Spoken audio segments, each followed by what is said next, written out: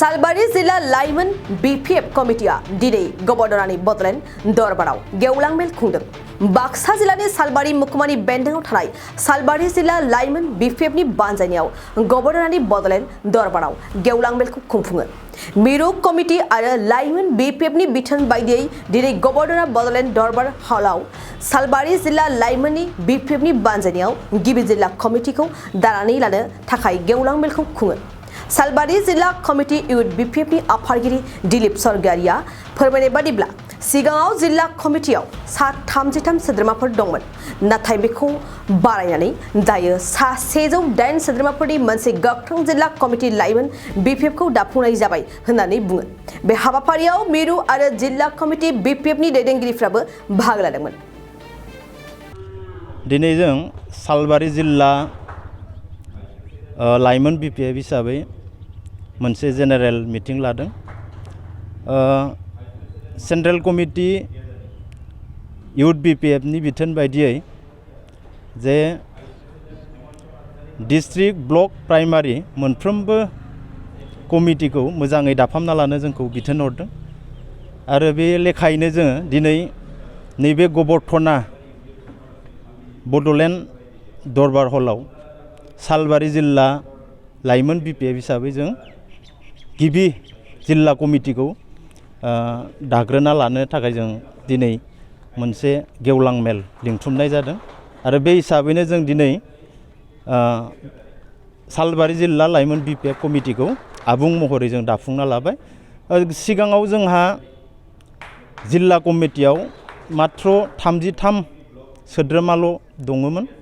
दा जोङो बेखौ बारायनानै गासै 108 सोद्रोमाफोरनि मोनसे गोग्गोम जिल्ला कमिटि इउथ बीपीएफ दानानै लानो हादों आरो जोङो दिनैनि बे मेलनि गेजेरजों मोनफ्रोमबो ब्लक, जेरै जोंनाव सालबारि जिल्ला हिसाबै मोननै ब्लक दं, मथंगुरि ब्लक कमिटि आरो सालबारि ब्लक कमिटि, बिथांमोनखौ जोङो दिनैनि मेलनि गेजेरजों बिथोन होदों दि ब्लक आरो प्राइमारि मोनफ्रोमबो कमिटिफोरखौ नोजोर होनानै थाबैनो थाग थिग खालामना लानो थाखाय जों दिनैनि मेलनि गेजेरजों बिथांमोनखौ खावलायहरनाय जादों। दिनैनि मेलनि गुबै थांखिया बेखिनियानो।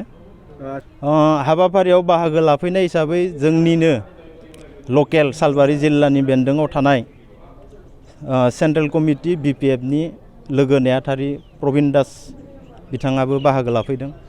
सालबारि कमिटि ब्लक कमिटि बीपीएफनि आफादगिरि राजु कुमार बसुमतारी बिथाङाबो बाहागो लाफैदों आरो मथंगुरि ब्लक कमिटि बीपीएफनि आफादगिरि मानगोनां अमर सिंह बसुमतारी, लोगोसे जोंनि सालबारिनि बेन्दोङाव थानाय जिल्ला इउथ बीपीएफनि गुबुन गुबुन बिबाननि बिथिंनि बिबानगिरि बिथांमोनाबो बाहागो लादों आरो जोंनि बीपीएफ दोलोनि सालबारि ओनसोलाव थानाय बा बेन्दोङाव थानाय गासै बिबानगिरि, खायसे खायसे आं गासै नामखौ मख'जोबनो हाला, गोबां बिबानगिरि बिथांमोना बाहागो लाफैदों।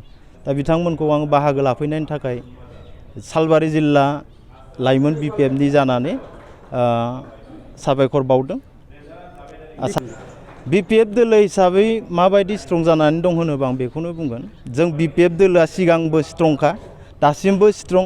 नोंथांमोना नाय, थांनाय बीटीसी इलेक्शनाव बयनिसायबो बांसिन नाम्बार मोननाय हान्जायानो जाहैबाय बीपीएफ दोलो। किन्तु मोनसे खोथाया जाहैबाय, जोङो बांसिन नाम्बार मोनदोंमोनब्लाबो जिहेतु मोनसेल' हान्जाजों सरकार दानो हाया, बे हिसाबै जोङो सोरनिबा फाव फान्दायनायाव सरकारखौ दानो हायासै। बे जोंनि थाखाय दुखुनांथाव खोथा। किन्तु नैबे फैबाय थानाय बिसायख'थियाव जों आसा खालामो बीपीएफ दोलोआनो फिन खनसेबाव सरकारखौ दाफुंगोन। बेखिनिखौ आंहा मिजिंथिनाय दं आरो रायजो राजाफोरखौ आं खावलायगोन, नोंथांमोना नुखादों दा रुलिं गभर्नमेन्ट जाय सरकार, बिथांमोना माबायदि सोलिदों, बहा बहा मा जौगानायनि खामानि मावदों, बेखौ आं बुङाबाबो जायो, रायजो राजा बिथांमोनानो नुखादों। बेनिखायनो फैगौ बिसायख'थियाव जाहाथे गासै रायजो राजा नोंथांमोना बीपीएफ दोलोखौ सापर्ट खालामनानै नांगोलनि सावगारियाव भट होनानै जाहाथे जोंनि बारग' चिफ मानगोनां हाग्रामा महिलारि बिथांखौनो गोदानै सरकार दानो थांनायाव जाहाथे बयबो मदद होयो बेखिनिखौ आं गासै रायजो राजानिसिम गोसो गोरबोनिफ्राय खावलायदों। बेथ' सैथो बाथ्रा। दिनै नोङो नाय थोंजोङै जोङो जेनेबा प्रुफ होनो हायाब्लाबो मोनसे माबा मोनसे नों आइडिनि न' मोनदों, बे न' मोननायाव नोङो रायजो राजाजों थानानै नायोब्ला मिथिखायो जे रायजो राजाया मा खारनाव फैसा हरनांगौ जादों बा मानो थाखाय बिथांमोना स्रोद स्रोद फैसा लानानै दिनै 2000, 3000, 4000, 5000 जायखिजाया रां लायाबालासिनो न'खौ होनांगौमोन, खिन्थु बिथांमोना रां लानानैसो दा न'फोरखौ होबाय थादों। मा खारनाव रांखौ लादों बेखौ जों मोजाङै मिथिया, खिन्थु बे आइडिया रां लायाबालासिनो होनायनिसो आइडि मोनसे लिस्ट आरोखि। दा जियानो जा नोंथांमोना मेडिया नोंथांमोना स्रोद स्रोद सार आइडि मोननाय न' मोननाय बिथांमोननाव सोंख्रुमनानै नायोब्ला नोंथांमोना स्पस्त'खौ मोनखागोन आरोखि। बेखौ आं बुंनांगौ जेबो खोथा गैया। दा जियानो जा BPF दला सिगांबो खोब मजबुतखामोन, दाबो खोब मजबुतैनो दं। बेयाव जोंहा गोनो गोथो जेबो साननांगौ गैया। बेखिनियानो। फैबाय थानाय समाव जों दिनै 100 जन कमिटि, सिगां जोंहा 33 कमिटिल'मोन, 33 जनल' जा कमिटि दंमोन। दा जोङो 100नि सायाव कमिटि बानायदों। थिग बेबायदिनो ब्लकफोराबो बानायगोन।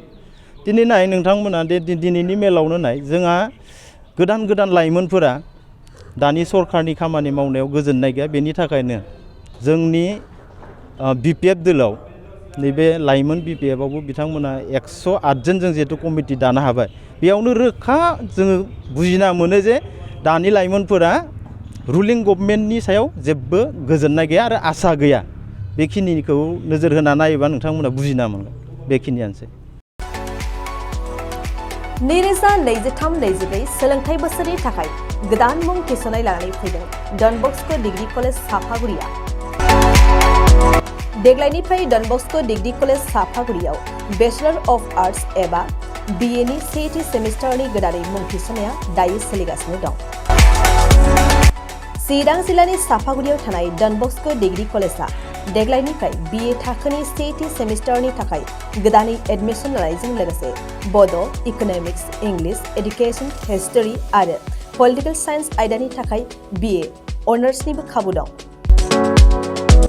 गोग्गो सोलोंथाइनि थासारिजों लोगोसेयैनो डन बस्क' डिग्री कलेज साफागुरियाव आलादा आलादायै हौवा हिन्जावनि थाखाय हस्टेलनि खाबुबो दं। जुदि फरायसाफोरा डन बस्क' डिग्री कलेज साफागुरियाव BA सेथि सेमिस्टारनि थाखाय गोदानै एडमिसन लानायनि सायाव आबुं बाथ्राखौ मिन्थिनोब्ला नैबे मबाइल नम्बर 9365551959 आव थोंजों सुला लानो हागोन।